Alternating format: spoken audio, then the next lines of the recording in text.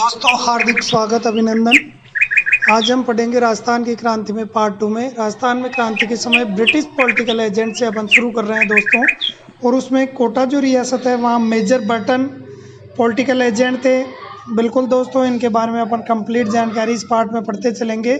जोधपुर जो रियासत है वहाँ पर मैकमेशन है, और भरतपुर रियासत में मोरिशन, जयपुर रियासत में ईडन, उदयपुर रियासत में शवर्स और सिरोही रियासत में जेडी हॉल जो हैं वो पॉलिटिकल एजेंट है दोस्तों। तो इस तरह ये पॉलिटिकल एजेंट हैं, और 1857 की क्रांति के दौरान इनकी क्या गति होती है ये भी अपन पढ़ेंगे। साथ में ही 1857 की क्रांति से संबंधित समस्त तथ्यों का अपन अध्ययन करेंगे। तो दोस्तों आप जुड़े रहिए, और इस वीडियो के प्रत्येक मतलब अगर आपने देखना शुरू किया है तो पूरा ज़रूर देखिए दोस्तों। अपन इस चीज़ को शुरू करते हैं।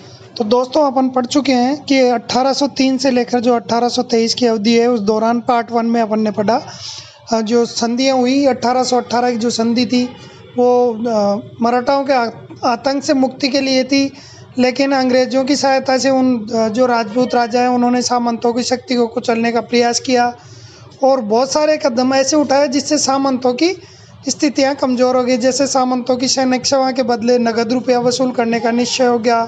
जागीर में सामंतों को जो विशेष अधिकार प्राप्त थे, जैसे जागीरों के निवासी अपने सामंत की आज्ञा के बिना किसी दूसरे स्थान पर नहीं बस सकते थे।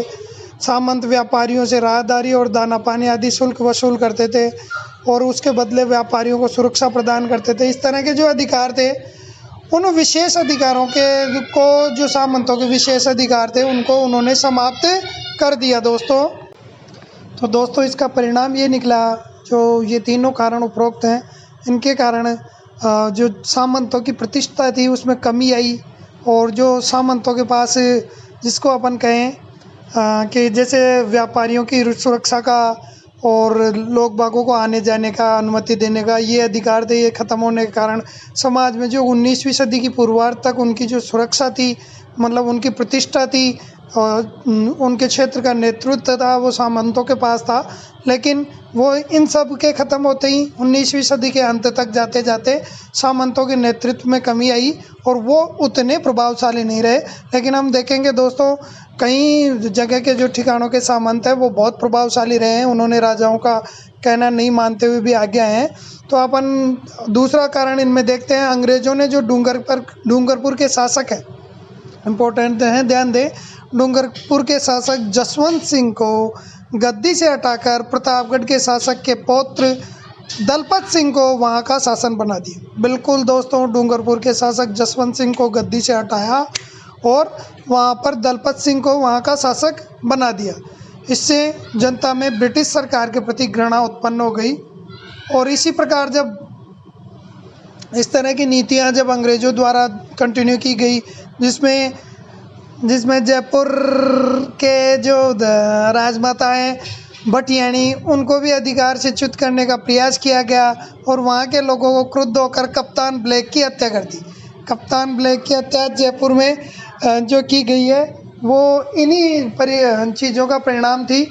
और इसी तरह ये बहुत इम्पोर्टेंट है, कप्तान ब्लैक की हत्या भटियाणी जो महारानी है उसको अधिकारच्युत करने के प्रयास के दौरान लोगों द्वारा की गई है।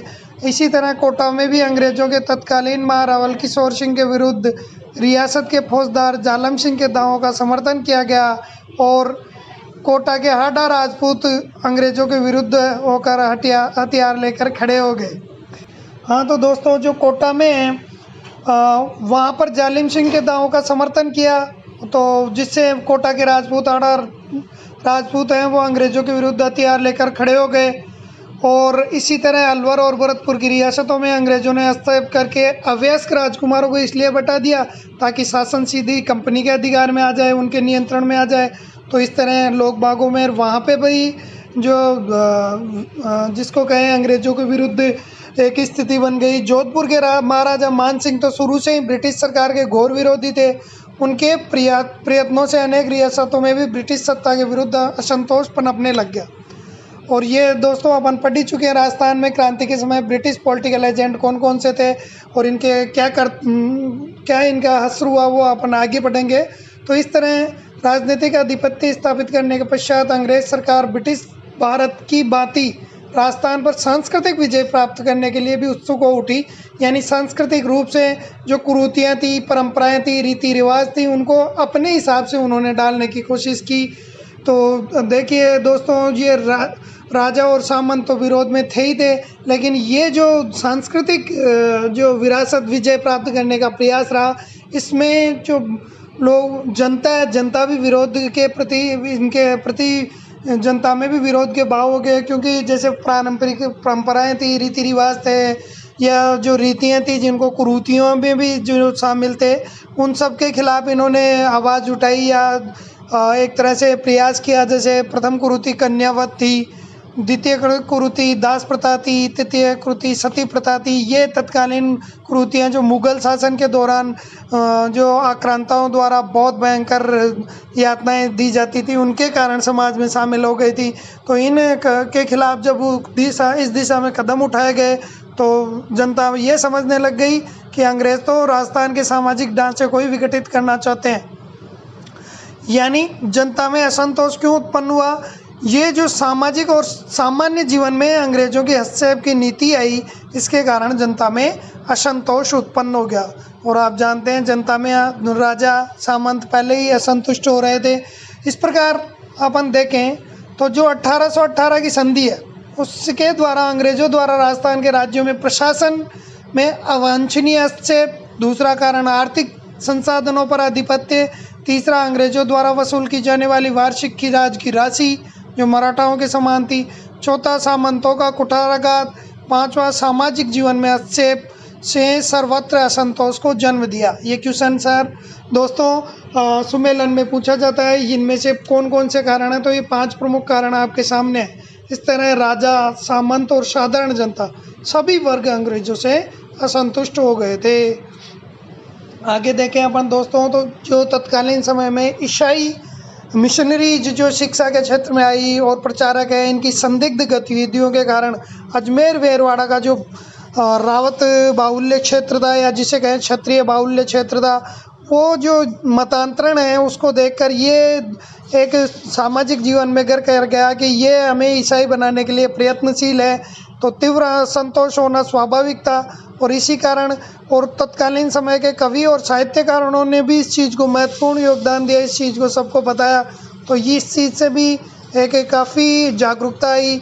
जैसे ऐसे कवियों में जो थे निंदा करने में कवि बांकीदास, राघोदास, बिल्कुल बांकीदास, राघोदास, सांदू गांगजी और महाकवि सूर्यमल मिश्रण तत्कालीन नाम थे। तो ये बहुत इम्पोर्टेंट है दोस्तों, बांकीदास, राघोदास, सांदू गांगजी और सूर्यमल मिश्रण क्रांति में इनका भी योगदान रहा है। तो ब्रिटिश सत्ता के विरुद्ध तीव्र असंतोष व्याप्त था, ये अपन पढ़ ही चुके हैं। तो अब आ जाते हैं दोस्तों, कितनी सैनिक छावनियाँ राजस्थान में 1857 की क्रांति आरंभ होने के समय थी? बिल्कुल दोस्तों, 6 छावनियाँ जो थी, उसमें से 2 छावनियाँ अजमेर में, नसीराबाद और ब्यावर, एक ही ज़िले में। वर्तमान में परिस्थितियों में देखा जाए तो नसीराबाद और ब्यावर दोनों एक ही ज़िले में शामिल थी। 6 छावनियाँ कौन सी थी? प्रथम नसीराबाद, द्वितीय नीमच, तीसरी देवली, चौथी ब्यावर, पांचवी एरनपुरा और छठी खेरवाड़ा। तो लगभग इन 6 की 6 छावनियों में 5000 सैनिक थे। लेकिन दोस्तों ध्यान दो, कोई भी अंग्रेज सैनिक नहीं था, केवल 30 अंग्रेज अधिकारी थे, सैनिक एक भी नहीं था। अब जो मेरिट की क्रांति हुई उसकी सूचना एजीजी को प्राप्त हुई। एजीजी को प्राप्त होते ही उन्होंने निर्देश देना स्वाभाविक था कि क्रांतिकारियों को अपने राज्य में न घुसने दें, और जो भी ब्रिटिश सत्ता का विरोध करे उनका कठोरतापूर्वक दमन करे। ये आदेश उन्होंने जारी किया। तो इन आदेशों के कारण और दूसरे जो कारण हैं, राजस्थान में जो प्रथम क्रांति का सूत्रपात हुआ वो हुआ नसीराबाद में। बिल्कुल जी हाँ दोस्तों, प्रथम सूत्रपात नसीराबाद में हुआ। बहुत इंपॉर्टेंट क्वेश्चन है दोस्तों, आपको याद रखने की ज़रूरत है। तो नसीराबाद में क्रांति हुई, उसके क्या कारण थे? इस तरह का ये सुमेलित का आरएएस में क्वेश्चन आ चुका है दोस्तों। प्राध्यापक भर्ती में भी, लेक्चरर में भी ये क्वेश्चन आ चुका है। इस कौन सी उसने टुकड़ी ने ये विद्रोह किया, ये क्वेश्चन भी आ चुका है। तो नसीराबाद में तत्कालीन समय में 15वीं और 30वीं बंगाल नेटिव इन्फेंट्री भारतीय तोपखाने की सैनिक टुकड़ी और पहली बम्बई लांसर के सैनिक विद्यमान थे। बिल्कुल, कौन कौन से सैनिक थे? 15वीं 30वीं इन्फेंट्री और पहली बम्बई लांसर के सैनिक इसमें विद्यमान थे। जो मेरिट विद्रोह हुआ उसकी सूचना 15वीं नेटिव इन्फेंट्री के सैनिकों ने सोचा कि ये सारी कार्रवाई भारतीय सैनिकों को कुचलने के लिए ही की गई है और तोपें भी उनके विरुद्ध प्रयोग करने के लिए ही तैयार की गई है। तो जब स्वाभाविक है, अपनी रक्षा के लिए विद्रोह उनकी भावना जागृत होना स्वाभाविक थी। इस तरह एक प्रमुख कारण ये है। दूसरा जो कारण है, कारणों पर ध्यान दे लें। पहला कारण ये 15वीं नेटिव इन्फेंट्री ने सोचा कि भारतीय सैनिकों को कुचलने के लिए ये कार्रवाई की जा रही है और तोपें भी उन्हीं के खिलाफ प्रयोग में लाई जाने वाली है। तो इस कारण से विद्रोह की भावना उनमें स्वाभाविक उत्पन्न होना। और आप पहले अपन पढ़ ही चुके हैं, जो 5000 के करीब सैनिक थे उन पर 30 अधिकारी मात्र जो विदेशी अंग्रेजी थे और कोई इसमें शामिल नहीं था। तो ये कारण प्रमुख कारण रहा। दूसरा जो अपन कारण है उसकी तरफ अगर अपन चले, बिल्कुल दोस्तों ये कारण आपको याद होने चाहिए। याद का मतलब आप इन चीज़ों को रट कर याद नहीं करें, इन्हें समझें, वीडियो को एक बार दो बार पुनः देख लें। तो दूसरा जो कारण है मुख्य, वो 15वीं बंगाल नेटिव इन्फेंट्री की टुकड़ी अजमेर शस्त्रागार की रक्षा कर रही थी, लेकिन क्योंकि अब थोड़ा संदेह हो गया तो उसे नसीराबाद भेज दिया गया। तो सैनिकों के मन में ये धारणा और प्रबल हो गई कि उन पर कोई विश्वास नहीं है, इसलिए ब्रिटिश अधिकारियों से नाराज वो हो गए। तीसरा जो कारण है दोस्तों, ये बहुत इंपॉर्टेंट है, आपको ज़्यादातर इस बारे में जानकारी नहीं होगी भले आपने कितनी तैयारी की। जो बाजार में और छावनियों में बंगाल और दिल्ली के संदेशवाहक जो थे वो साधु और फकीरों के वेश में फैल गए और वो राजस्थान में आए और इन छावनियों में आकर चर्बी वाले जो कारतूस हैं उनके विरुद्ध बहुत जमकर प्रचार किया। तो अब इस प्रचार का फ़ायदा ये हुआ कि भारतीय सैनिकों तक इस चीज़ का मैसेज गया और जो अंग्रेज़ सैनिक हैं उन्होंने, जो मुसलमान सैनिक हैं उन्होंने देखा सुअर की चर्बी की वजह से, और भारतीय सैनिक थे मतलब जो हिंदू थे उन्होंने गाय की चर्बी की वजह से भाई ये हमारा धर्मांतरण करना चाहते हैं, तो धार्मिक उत्तेजना फैली। इसी तरह जो बाहर से यूरोपियन सेना और तोपें मंगवाई गई लेकिन तथ्य को गुप्त रखा गया, फिर भी ये तथ्य प्रकट हो गया तो सेना में उत्तेजना होना स्वाभाविक था। तो ये तिथि आप दोस्तों अच्छी तरह याद कर ले, 28 मई 1857। और कौन सी कंपनी? 15वीं बटालियन नेटिव इन्फेंट्री के सैनिकों ने तोपखाने पर अधिकार कर लिया, शस्त्रागार लूट लिया, मेजर स्पॉटिसवुड और कर्नल न्यूबरी की हत्या कर दी। लेफ्टिनेंट लॉक और कप्तान हार्डी घायल हो गए। दोस्तों इन 4 अंग्रेजी अधिकारियों के अलावा बिल्कुल किसी पर कोई वो नहीं हुआ, कोई खून की बूंद नहीं गिरी। 2 घायल 2 मृत। तो ये जो दोनों बचे हुए घायल हुए ये नसीराबाद से भागकर ब्यावर आ गए, खजाना लूट लिया गया और इन 4 ब्रिटिश अधिकारियों के अलावा रक्त की एक भी बूंद नहीं बहाई। तो ये बहुत इम्पोर्टेंट है दोस्तों। जो 28 मई 1857 की क्रांति की सूत्रपात हुई उसमें केवल 4 ब्रिटिश अधिकारियों का पर हमला किया गया, 2 मृत और 2 घायल हुए। छावनी तहस नहस होकर उन्होंने तुरंत दिल्ली की ओर प्रस्थान किया। 18 जून 1857, बिल्कुल दोस्तों 18 जून 1857 को दिल्ली पहुंच गए। दिल्ली में डेरा डाले, अंग्रेजी पलटन पर पीछे से आक्रमण किया और अंग्रेज हार गए। दोस्तों ये तो क्या है, क्रांति संगठित नहीं हुई, एक साथ नहीं हुई, वरना तत्कालीन समय में भारत बिल्कुल संपूर्ण रूप से आज़ाद हो गया था। यही कारण रहे। नीचे अपन कारण पढ़ेंगे। तो दूसरा जो स्थान है नीमच की क्रांति, नसीराबाद की क्रांति की जब सूचना पहुंची तो 3 जून 1857 को, बिल्कुल 28 मई को अपन ने पढ़ा, नसीराबाद में हुई। उसके बाद में जब ये सूचना, तत्कालीन समय में दोस्तों ये व्हाट्सएप, मोबाइल, यूट्यूब हुआ नहीं करती थी। 28 मई को जब नसीराबाद की क्रांति हुई उसकी सूचना नीमच पहुंची तो 3 जून 1857 को नीमच के सैनिकों ने भी वही काम किया, विद्रोह कर दिया। दोस्तों 3 जून 1857 को क्रांतिकारियों ने छावनी को लूटा, आग लगा दी और सीधे ही वहाँ से रवाना होते बंगलों को लूटकर शाहपुरा पहुँच गए। दोस्तों ये बहुत इंपॉर्टेंट क्वेश्चन है। शाहपुरा के शासक ने ध्यान दें, शासक ने क्रांतिकारियों को भोजन व ठहरने की सुविधा प्रदान की। वहाँ से क्रांतिकारी पहुँचे निम्बाड़ा। तो निम्बाड़ा में शासक के बारे में नहीं है सर दोस्तों, निम्बाड़ा में जनता ने इनका स्वागत किया। शाहपुरा में शासक ने किया था।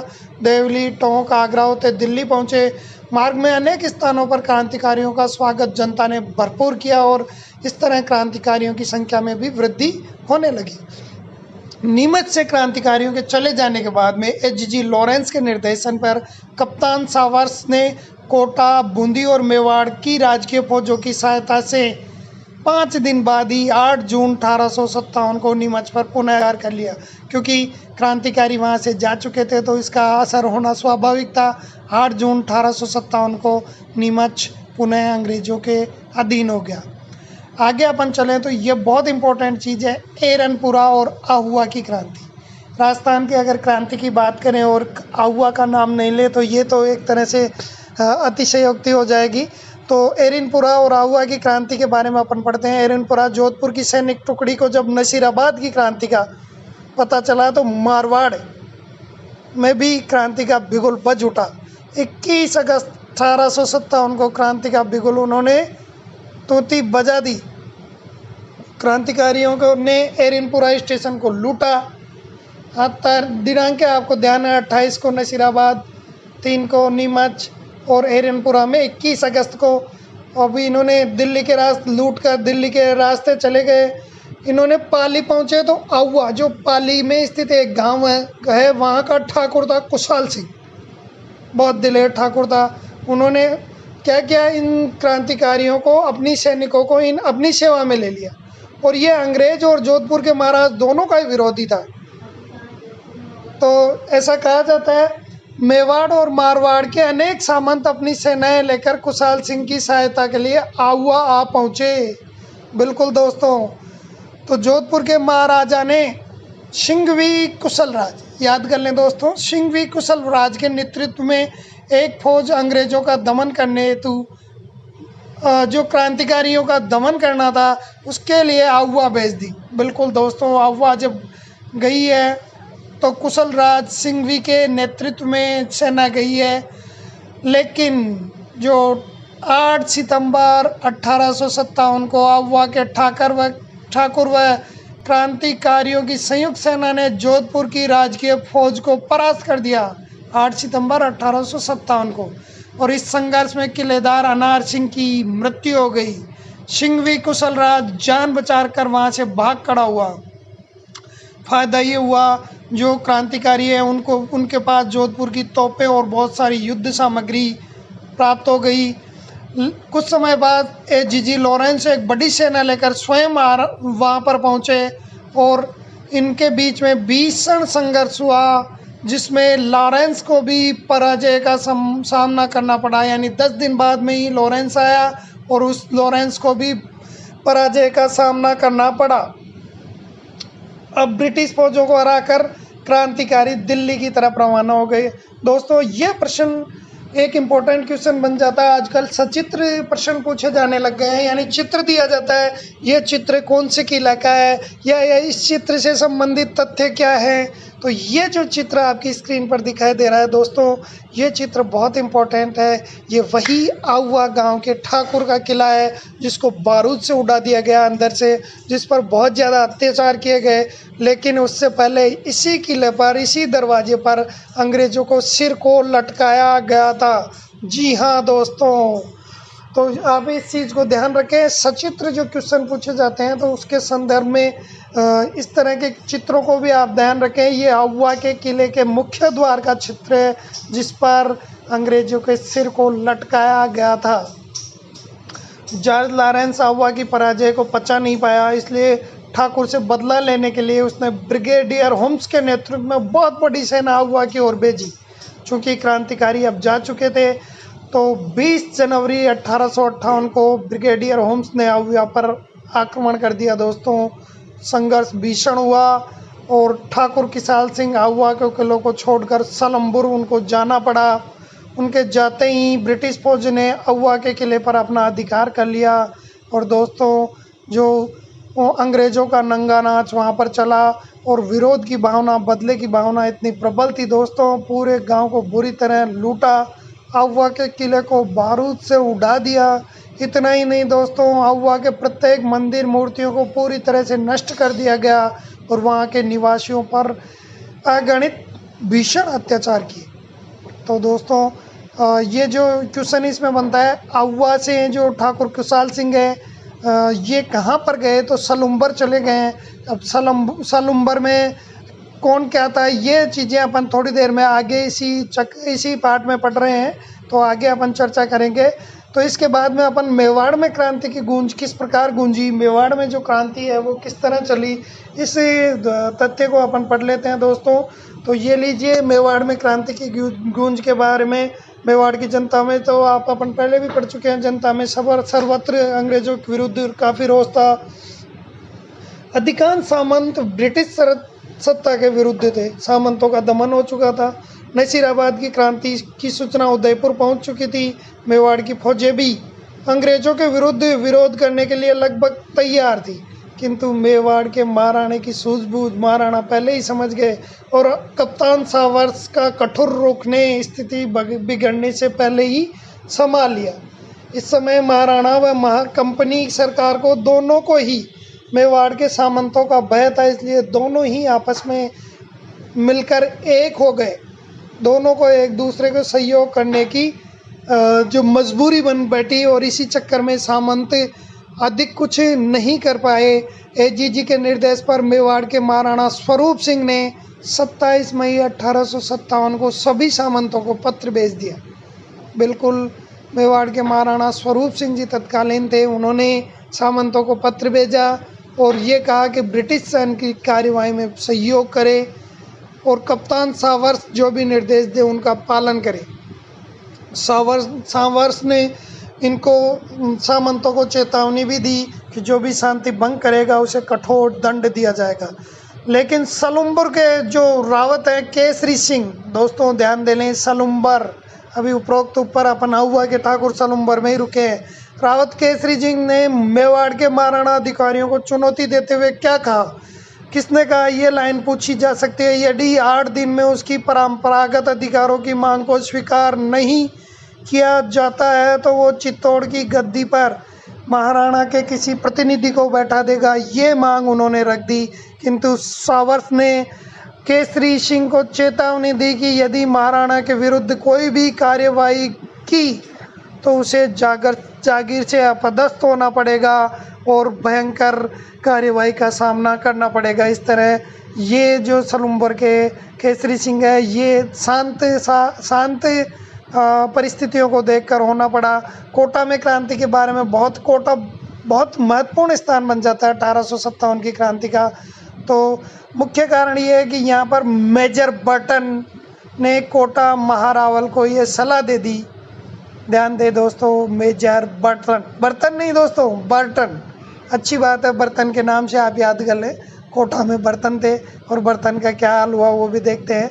तो उन्होंने क्या सलाह दी कि कुछ अधिकारी हैं वो वफादार नहीं है और अंग्रेज़ों के खिलाफ है, तो ऐसे अफसरों को वो छोड़कर जयदयाल, रतनलाल और जियालाल, इन तीनों सहित मुख्य जो अधिकारी थे उन्हें वो अंग्रेज़ों को सौंप दे।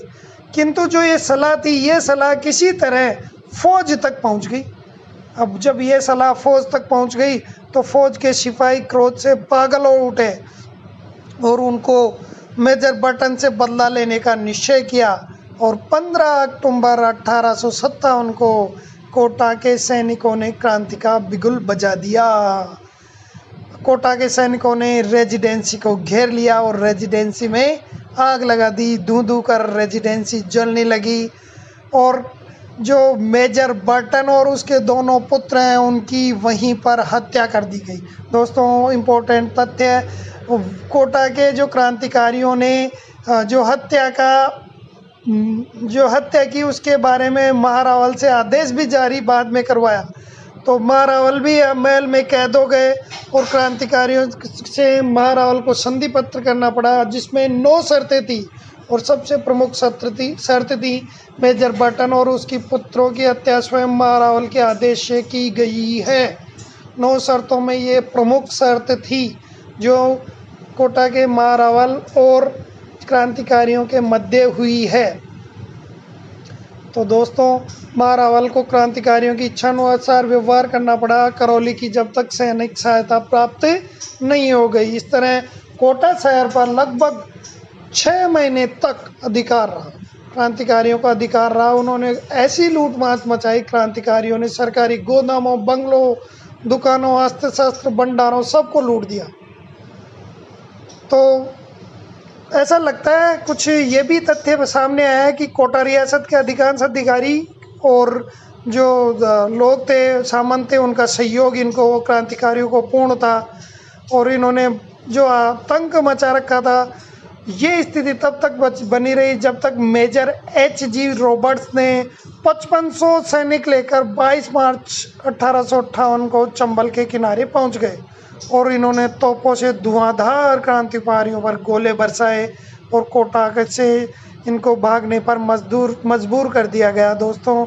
और जब क्रांतिकारियों से नियंत्रण से मुक्त हो गए, क्रांतिकारी नेता और विद्रोही सैनिकों को अमानुषिक दंड दिए गए। जयदयाल को गिरफ्तार करके तोप से उड़ा दिया गया। दोस्तों, ये बहुत इंपॉर्टेंट है, जयदयाल को गिरफ्तार करके तोप से उड़ा दिया गया। ये वही जयदयाल थे जिनकी मांग उन्होंने मारावल से की थी कि अंग्रेजों को सौंप दें। और क्रांति के प्रमुख स्तंभ ये थे। अन्य राज्यों में क्रांति की जो गूंज है उनको भी अपन पढ़ते हैं। मारवाड़, मेवाड़, कोटा तक ही ये क्रांति सीमित नहीं रही, बल्कि भरतपुर जो आगरा व मथुरा के काफ़ी निकट था, और आगरा, मथुरा दोनों काफ़ी आसान थे, तो वहाँ पर भरतपुर शहर में उत्तेजना फैल गई और भरतपुर की सेना ने भी क्रांति का बिगुल बजा दिया।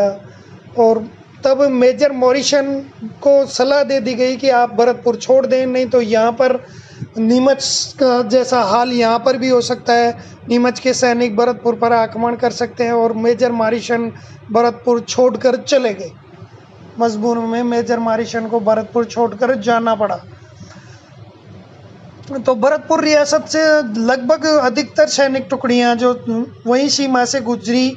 भरतपुर के जो गुर्जर और मेवाती जनता है दोस्तों, गुर्जर जनता वास्तव में गुर्जर प्रतिहार जो है ये आज जिस स्थिति में है, ये स्थिति में इसलिए है कि तत्कालीन समय 1857 की क्रांति में इन्होंने जंगलों में रहकर क्रांति का संचार किया, युद्ध किए, और ये पारंपरिक रूप से अब जंगलों में या ग्रामीण परिवेश में रहे।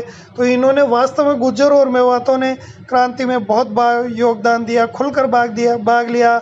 आगरा जिले में शक्ति लाल किले की चारदीवारी तक सीमित हो गई। तो ये विश्वास हो गया कि भारत में अब ब्रिटिश सत्ता समाप्त होने जा रही है, और गुर्जरों का इसमें बहुत योगदान रहा दोस्तों। गुर्जर एक लड़ाका जनजाति रही है दोस्तों। इसी तरह अलवर के दिल्ली में क्रांतिकारियों के आ जाने के कारण वहाँ पर भी, अलवर में भी गतिविधियाँ पनपी, और यहाँ पर भी गुर्जरों ने अपने पड़ोसी राज्य भरतपुर की भांति ब्रिटिश भावना का खुलकर प्रदर्शन किया, और उन्होंने अपनी क्रांति गतिविधियों से ज़बरदस्त परेशानी में अंग्रेजियों को ला दिया। धौलपुर रियासत में भी गंभीर रूप से उपद्रव हुए दोस्तों, क्योंकि धौलपुर, ग्वालियर और इंदौर की जो सेना 1857 में अक्टूबर में धौलपुर में प्रविष्ट हो गई। धौलपुर की रियासत और अनेक अधिकारी राजा का साथ छोड़कर क्रांतिकारियों से मिल गए। क्रांतिकारियों ने धौलपुर के भी राजकीय सेना के साथ खूब लूटमार की। राजा को घेर कर जान से मार देने की धमकी दी, तो राजा ने सभी जो मांगे मान ली। धौलपुर के संदर्भ में हीरालाल और राव रामचंद्र ये दोनों बहुत इंपॉर्टेंट रोल रखते हैं दोस्तों। तो ये आपको याद होना चाहिए। इन्होंने तोपों पर अधिकार कर लिया, आगरा पर आक्रमण कर दिया, और ये तब तक बनी रही जब तक पटियाला के शासक द्वारा सेना ने सहायता धौलपुर में नहीं की।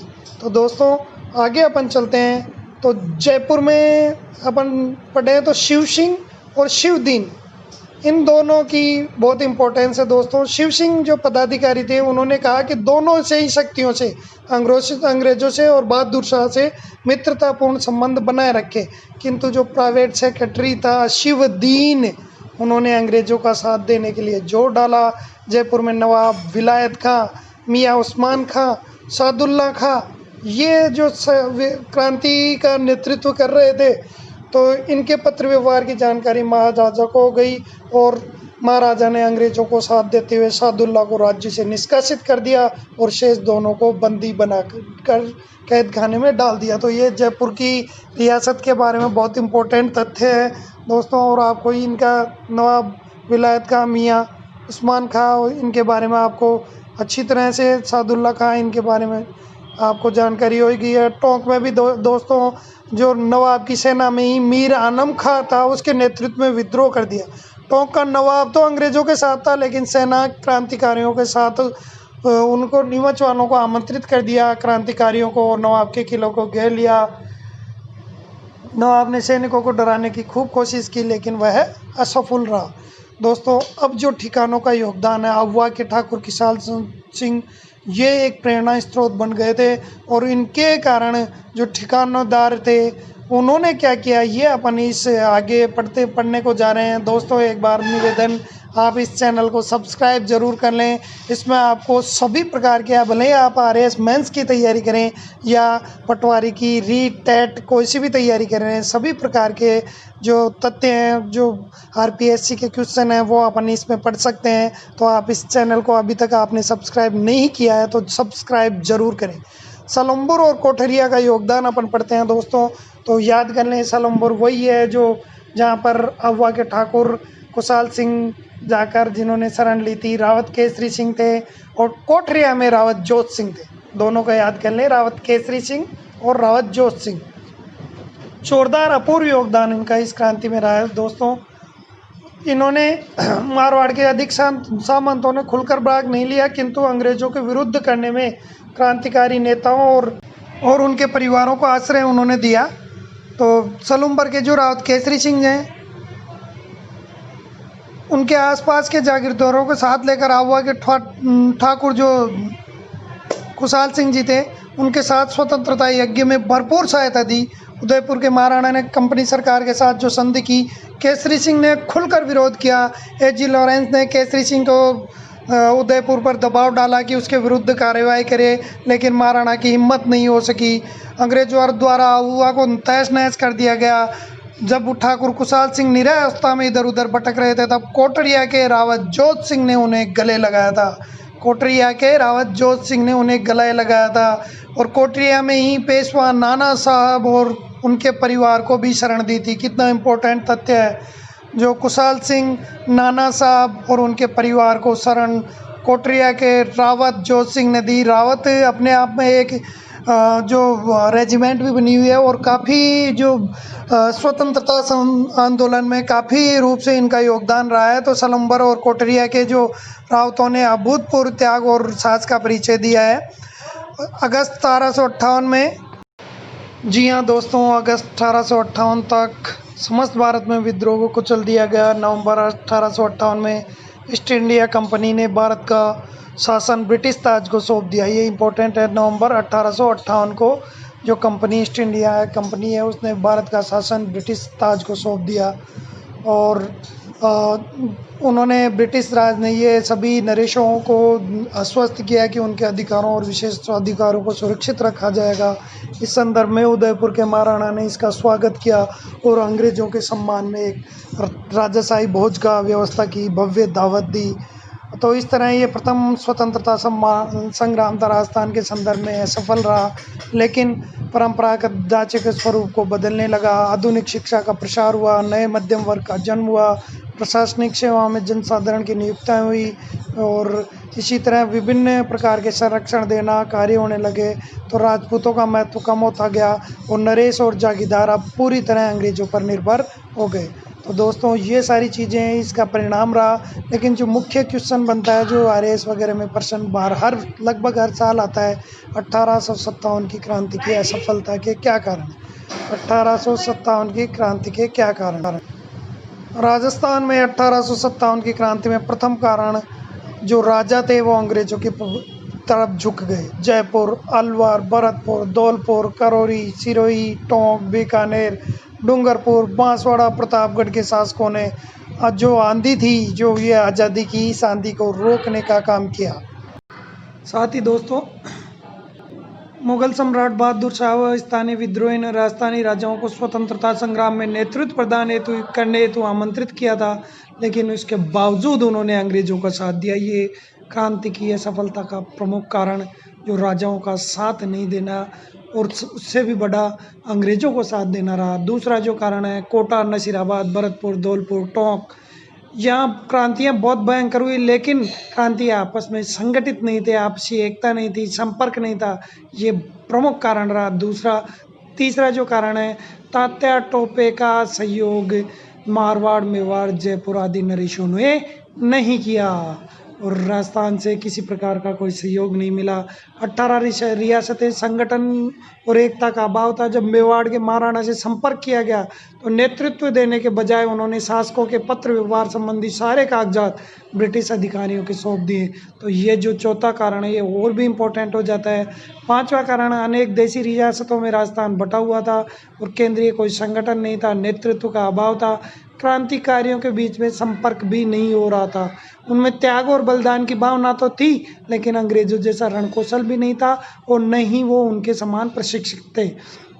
धन, रसद और हथियारों की कमी का भी सामना क्रांतिकारियों को करना पड़ा। ये पांचवा कारण। और अब ये आखिरी छठा जो कारण है ये आप देख लें कि अन्य क्षेत्रों में जो क्रांति हुई उसका दमन करके जून 1858 तक उत्तर भारत के अधिकांश भागों पर पुनः नियंत्रण कर लिया था और इसी कारण से राजस्थान में हुई क्रांति को दमन करने में उन्होंने पूरी शक्ति लगा दी। तो दोस्तों ये क्रांति की असफलता के कारण रहे। 1857 की क्रांति की असफलता के परिणाम क्या हुए? जितनी भी राजस्थान की रियासतें ब्रिटिश संरक्षण में चली गई, ये परिणाम रहे आपकी स्क्रीन पर। ब्रिटिश संरक्षण में चली गई और राजस्थान की सभी रियासतों में कंपनी द्वारा संधियां जारी रखी गई। अब जनता पर मार पड़ी, इसका असर ये हुआ और दोहरी गुलामी हो गई। एक तो वो रियासती राजाओं के अधीन और दूसरी अंग्रेजों का भी उन पर नियंत्रण। तो ये हो गया कि निकट भविष्य में राजस्थान में स्वतंत्रता आंदोलन का कोई भविष्य नहीं रहा। चौथा है जो अंग्रेजी शिक्षा के प्रसार के कारण राष्ट्रीय जागृति का प्रादुर्भाव हुआ। स्वधर्म, स्वदेशी, स्वराज, स्वभाषा के फलस्वरूप लोगों में क्रांति की भावना पुनः पल्लवित हुई और अर्जुन लाल सेठी, केसरी सिंह बारट, गोपाल सिंह खरवा आदि इसमें अग्रणी माने जाते हैं। तो दोस्तों ये इस पार्ट में अपन ने पढ़ा है। जो छात्र पार्ट 1 पार्ट 2 दोनों देख चुके हैं तो ये पार्ट अपना यहीं समाप्त होता है। तो ये जो प्रश्नोत्तर हैं इन प्रश्नोत्तरों को आप कमेंट बॉक्स में उत्तर दें, या आप इन उत्तरों को अगर अच्छी तरह पढ़ा है तो आप इन उत्तरों को आसानी से बता सकते हैं। पहला प्रश्न ध्यान दें, 1823 में अंग्रेजों ने सबसे अंत में राजस्थान की किस रियासत से संधि की थी? ऐसे शुरू होती है। दूसरा, कहाँ कहाँ सैनिक छावनियाँ थी? कितनी सैनिक छावनियाँ थी? 6 थी। क्रांति का आरंभ किस दिनांक को नशीराबाद में हुआ? इसी तरह प्रमुख 3 स्थान जहाँ सैनिक विद्रोह हुए, 3 राजाओं के नाम जो क्रांतिकारियों का जिन्होंने सहयोग किया। तो ये आप उत्तर कमेंट बॉक्स में लिखें और इससे मुझे भी पता चलेगा कि आप कितने की याद कर रहे हैं, कितना का आप इस चीज़ को समझ रहे हैं। साथ ही अगर आप पीएससी जिसको कहें अपन सिविल एग्ज़ाम्स की तैयारी कर रहे हैं, भले आप 9वीं से लेकर 12वीं, स्नातक, परास्नातक किसी भी स्तर पे हों, तो इन क्वेश्चनों पर भी ध्यान दे लें।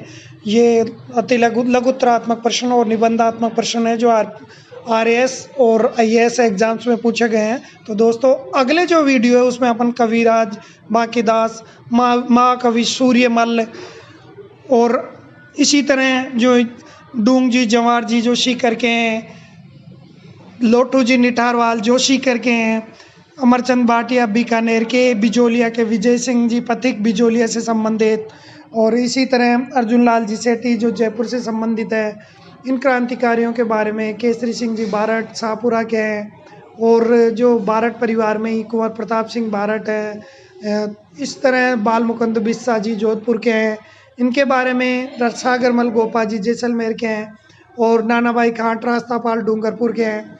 सरदार हरलाल सिंह जी झुंझुनू के, नीम का ताना के कप्तान दुर्गा प्रसाद, जानकी देवी बजाज सीकर से हैं और सीकर से ही अंजना देवी, जयपुर से रतन शास्त्री जी, रमा देवी, डूंगरपुर की कालीबाई रास्तापाल से संबंधित, किशोरी देवी शेखावाटी क्षेत्र से। इनसे संबंधित संपूर्ण जानकारी अपन पढ़ेंगे। और दोस्तों, ये प्रत्येक व्यक्तित्व शख्सियत ऐसी है जो आरपीएससी द्वारा और राजस्थान के जितने भी एग्ज़ाम्स हैं सभी एग्ज़ामों में आपके आती है। और आपको राजस्थान के होने के कारण ये राजस्थान का गर्व है, इनके परिचय आपको प्राप्त होना चाहिए। तो दोस्तों, नीचे जो अभी तक अगर आपने मेरा चैनल सब्सक्राइब नहीं किया है तो नीचे जो चैनल है उसको आप सब्सक्राइब करें, लाइक करें, शेयर करें। और आपको दोस्तों बता दूं, आरपीएससी से संबंधित, जीके से संबंधित, राजस्थान के जो समस्त जो सामान्य ज्ञान है उससे संबंधित, या संस्कृत की कक्षा से संबंधित जितनी भी जो कक्षाएं हैं, भले ही वो उच्च स्तर की हो, नेट तक की हो, या निम्न स्तर की कक्षा 6 के स्तर से, प्रत्येक कक्षा के वीडियोस मैंने इस चैनल पर अपलोड किए हैं। तो आप परीक्षा के लिए रीट, टेट आदि जो जितने भी एग्ज़ाम्स हैं उनके भी मैंने वीडियो उपलब्ध कराए हैं। तो आप चैनल को सब्सक्राइब करें, फिर प्लेलिस्ट में जाएं और आप जिस भी स्तर पर आप पढ़ना चाहते हैं उन सारी चीज़ों को पढ़ें। और दोस्तों, आप खुश रहें, व्यस्त रहें, मस्त रहें और आपको सफलता वरण करें, सफलता आपको तुरंत मिले, इसी शुभकामना और आशा के साथ धन्यवाद। आप इस वीडियो को लाइक, सब्सक्राइब एवं शेयर करना नहीं भूलें। बहुत बहुत धन्यवाद।